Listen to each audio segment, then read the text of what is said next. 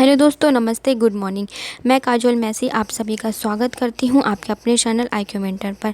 दोस्तों, आज तारीख है 1 मई 2021 और मैं आपके लिए करंट अफेयर के कुछ इंपॉर्टेंट क्वेश्चन लेकर हाजिर हुई हूं, जो कि आपके आने वाले एग्जामिनेशन के पॉइंट ऑफ व्यू से बहुत ही इंपॉर्टेंट होने वाले हैं। दोस्तों, आप हमारे चैनल में करंट अफेयर के साथ साथ स्टैटिक जीके भी पढ़ सकते हैं, जो कि बेस्ड है आपके लेटेस्ट एग्जामिनेशन ट्रेंड पर। तो दोस्तों, आज के इस सेशन की शुरुआत करने से पहले मैं बोलना चाहूँगी कि आप इस वीडियो को पूरा देखिएगा और अगर आपको वीडियो अच्छा लगे तो इसे लाइक कीजिए, शेयर कीजिए और चैनल को सब्सक्राइब ज़रूर कीजिए दोस्तों, और बेल आइकन को प्रेस कीजिए ताकि आप हमारे आने वाले लेटेस्ट वीडियो को सबसे पहले पा सकें। तो दोस्तों, आइए हम आज के इस करंट अफेयर के सेशन की शुरुआत करते हैं। तो हमारा पहला क्वेश्चन कहता है, बजाज ऑटो के नए अध्यक्ष कौन बनेंगे? तो नीरज बजाज बजाज ऑटो के नए अध्यक्ष बनेंगे। बजाज ऑटो के नीरज बजाज को 1 मई 2021 से बोर्ड के नए अध्यक्ष के रूप में नियुक्त करने की घोषणा की है और वाहन निर्माता ने राहुल बजाज को अपने अध्यक्ष पद से सेवानिवृत्ति की भी घोषणा की है। तो दोस्तों, नेक्स्ट क्वेश्चन की ओर बढ़ते हैं। IIT मद्रास में भारत के पहले 3D प्रिंटेड घर का उद्घाटन किसने किया? तो निर्मला सीतारमण ने IIT मद्रास में भारत के पहले 3D प्रिंटेड घर का उद्घाटन किया। तो 3D प्रिंटेड जो घर है दोस्तों, ये एकल मंजिला घर है और कंक्रीट 3D प्रिंटिंग तकनीक का प्रयोग करके लगभग 600 वर्ग फुट के क्षेत्र में केवल 5 दिनों में बनाया गया। दोस्तों, आइए हम तमिलनाडु के स्टैटिक जीके को देख लेते हैं। तो तमिलनाडु की राजधानी पूछता है, तो दोस्तों तमिलनाडु की राजधानी चेन्नई है। तो आइए हम नेक्स्ट पॉइंट की ओर बढ़ते हैं। तमिलनाडु के मुख्यमंत्री कौन है? तो दोस्तों तमिलनाडु के मुख्यमंत्री AK पलानीस्वामी हैं। और अगर राज्यपाल पूछता है तो दोस्तों राज्यपाल बनवारीलाल पुरोहित हैं। और दोस्तों, तमिलनाडु में लोकसभा की सीटें 39 है, राज्यसभा की सीटें 18 है और विधानसभा की सीटें 235 हैं। तो हमारा नेक्स्ट पॉइंट है दोस्तों, यहाँ पे दोस्तों तमिलनाडु में कुछ वन्यजीव अभ्यारण्य क्षेत्र हैं दोस्तों। जो दोस्त या मित्र हमारे UP टेट, CTET या शिक्षा भर्ती या UPSI का एग्ज़ाम की तैयारी कर रहे हैं दोस्तों, उनके लिए ये क्वेश्चन मोस्ट इंपॉर्टेंट है दोस्तों। इस क्वेश्चन को आप स्टार बना के रख लीजिए या इसका स्क्रीनशॉट करके रख लीजिए। ये क्वेश्चन आपको ज़रूर एग्ज़ाम में छपा हुआ मिलने वाला है दोस्तों। तो आइए देखते हैं कौन कौन से अभ्यारण्य हैं। अन्नामलई वन्यजीव अभ्यारण्य है, मुदुमलई वन्यजीव अभ्यारण्य, वेदांगथल पक्षी अभ्यारण्य, कुमुर्थी राष्ट्रीय उद्यान, मुंडी राष्ट्रीय उद्यान और गल्फ ऑफ मन्नार राष्ट्रीय उद्यान हैं। तो दोस्तों, अभी रिसेंटली ही तमिलनाडु के मुख्यमंत्री ने 3 मोबाइल अम्मा कैंटीन की शुरुआत की है दोस्तों। 3 मोबाइल अम्मा कैंटीन जो है वो वाहन के रूप में कैंटीन को खोला गया है दोस्तों। और इसकी शुरुआत दोस्तों पूर्व मुख्यमंत्री जयललिता के द्वारा 2013 में इस योजना की शुरुआत की गई थी दोस्तों। इसके अलावा राष्ट्रीय जल पुरुष 2019 के तहत सर्वश्रेष्ठ राज्य घोषित किया गया है। और रिसेंटली ही दोस्तों ईसाइयों को दिए जाने वाले अनुदान को 20,000 से बढ़ाकर 37,000 रुपये कर दिया गया है। और दोस्तों, रिसेंटली ही अभी सरकार ने कुछ शर्तों के साथ जल्लीकट्टू कार्यक्रम को आयोजित करने के लिए इजाज़त भी दी है दोस्तों। तो दोस्तों, जल्लीकट्टू कार्यक्रम जो है ये तमिलनाडु के गौरव और संस्कृति का प्रतीक है दोस्तों। और ये तमिलनाडु के ग्रामीण इलाकों में पारंपरिक खेल है जो कि पोंगल के त्योहारों में आयोजित किया जाता है। और दोस्तों, अभी हाल ही में तमिलनाडु का 38वां जिला कौन सा बना है? तो मायलादुतुरई जो है दोस्तों तमिलनाडु का अभी 38वां राज्य बना है दोस्तों। अटली ही तमिलनाडु की सरकार ने छात्रों को 2 GB डाटा फ्री देने की घोषणा की है। और सैयद मुश्ताक अली T20 ट्रॉफी तमिलनाडु में जीती है।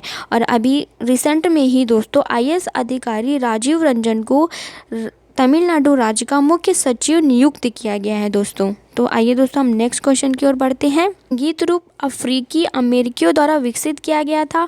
2011 में संयुक्त राष्ट्र शैक्षिक वैज्ञानिक और सांस्कृतिक संगठन ने 30 अप्रैल को इंटरनेशनल जज डे के रूप में घोषित किया। तो दोस्तों आइए हम नेक्स्ट क्वेश्चन को देखते हैं। मनोज दास का निधन हो गया, ये कौन थे? तो मनोज दास, दोस्तों अभी मनोज दास का निधन हुआ है। ये लेखक थे और ये प्रसिद्ध भारतीय शिक्षावादी लोकप्रिय स्तंभकार विपुल लेखक मनोज दास, जो कि ऑडियो और अंग्रेजी में लिखते थे और साहित्य और शिक्षा के क्षेत्र में इनके योगदान के लिए 2001 में इन्हें पद्मश्री और 2020 में पद्म भूषण से सम्मानित किया गया है। दोस्तों ये पॉइंट्स भी आपका एग्जामिनेशन के पॉइंट ऑफ व्यू से बहुत ही इंपॉर्टेंट है और जिसे आप स्टार बना के रख लीजिए दोस्तों। तो आइए हम अपने नेक्स्ट क्वेश्चन की ओर बढ़ते हैं दोस्तों। पत्रिका की वर्ष 2021 को 100 सबसे प्रभावशाली कंपनियों की सूची में किस ई लर्निंग प्लेटफॉर्म को शामिल किया गया है? तो दोस्तों बायजू सा टाइम पत्रिका की वर्ष 2021 की 100 सबसे प्रभावशाली कंपनियों की सूची में ई लर्निंग प्लेटफॉर्म में शामिल किया गया है दोस्तों। तो दोस्तों हमारा नेक्स्ट क्वेश्चन कहता है कि प्रधानमंत्री मोदी ने पीएम केयर फंड के तहत कितने पोर्टेबल ऑक्सीजन कंसंट्रेटर्स की खरीद को मंजूरी दी है? तो दोस्तों 1 लाख प्लांट संयंत्रों की स्थापना और पोर्टेबल ऑक्सीजन के कंसंट्रेटर्स की खरीद से जहां मांग अधिक है वहां ऑक्सीजन की आपूर्ति बढ़ाने में बहुत मदद मिलेगी। तो दोस्तों आइए हम राज्य सरकार के लिए एसआईआई का नया टीके का मूल्य क्या है? तो दोस्तों राज्य सरकार के एसआईआई के लिए नए टीके का मूल्य 300 रुपये है। सीरम इंस्टीट्यूट ऑफ इंडिया ने 28 अप्रैल 2021 को भारत के विभिन्न राज्य सरकारों के लिए अपने कोविशील्ड वैक्सीन की कीमत 400 रुपये प्रति डोज से घटाकर 300 रुपये प्रति डोज कर दी है। तो दोस्तों हमारा नेक्स्ट क्वेश्चन है, चीन ने अभी हाल ही में मिस रोबोट प्रोटोटाइप को लॉन्च किया है, उसका भार कितना है? तो दोस्तों चीन ने अभी हाल ही में जिस रोबोट प्रोटोटाइप को लॉन्च किया है उसका भार 30 किलो है।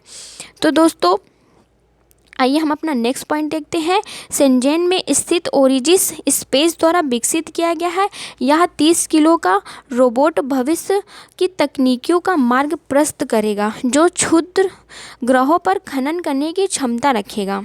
तो दोस्तों हमने चीन के बारे में पढ़ा है, तो आइए हम चीन के स्टैटिक जीके को भी देख लेते हैं। तो चीन की राजधानी पूछता है, तो दोस्तों चीन की राजधानी तो दोस्तों अगर यहाँ की करेंसी पूछता है तो रेनमिनबी है और यहाँ के राष्ट्रपति पूछता है तो शी जिनपिंग है। तो दोस्तों अभी हाल ही में चीन ने हिंद महासागर में पानी के अंदर ड्रोन का एक बेड़ा तैनात किया है। क्या तैनात किया है दोस्तों? बेड़ा तैनात किया है।